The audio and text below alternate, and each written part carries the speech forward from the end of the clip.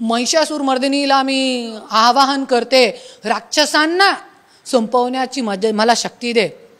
खरंच ताई, पंकजाताई, तुम्ही माझी हे आहे, ननंद आहे, त्याच्यासाठी एक वहिनी म्हणून आणि एक मी तुम्हाला ननंद म्हणून नाही, किंवा मी एक महिला म्हणून, पूर्ण महाराष्ट्राची महिला म्हणून एक तुम्हाला मी प्रार्थना करते, प्रार्थनाही बोलते मी, क्योंकि आजपर्यंत परलीची महिला खूप परेशान आहे, खूप परेशान आहे। दारूबंदी करा ना महिलांच्यासाठी, हे राक्षस संपवा ना। आणि तुम्ही 2019ची सभामध्ये धनंजय मुंडेला तुम्ही राक्षस म्हटलं होता तुम्ही, तो ते राक्षस घरापासून सुरुवात करा।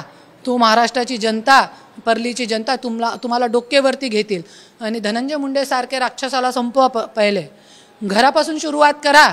ज्यांनी स्वतःची बायकोला, मुलाबाळाला रोडवरती सोडला आणि बाजारू महिलांना घरामध्ये आणलं, त्याचा काय काय परिणाम घडलेला आहे आज घरामध्ये, परलीच्या घरामध्ये, धनंजय मुंडेच्या स्वतःच्या घरामध्ये काय काय परिणाम घडलेला आहे मी सांगितलेलं नाही अजून।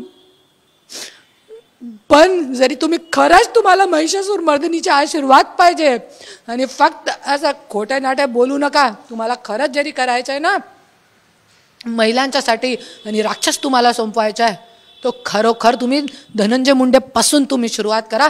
तब हे महाराष्ट्राची प्रत्येक महिला तुमच्या पाठीमागे उभे राहतील, मी पण तुमचा झेंडा उचलते।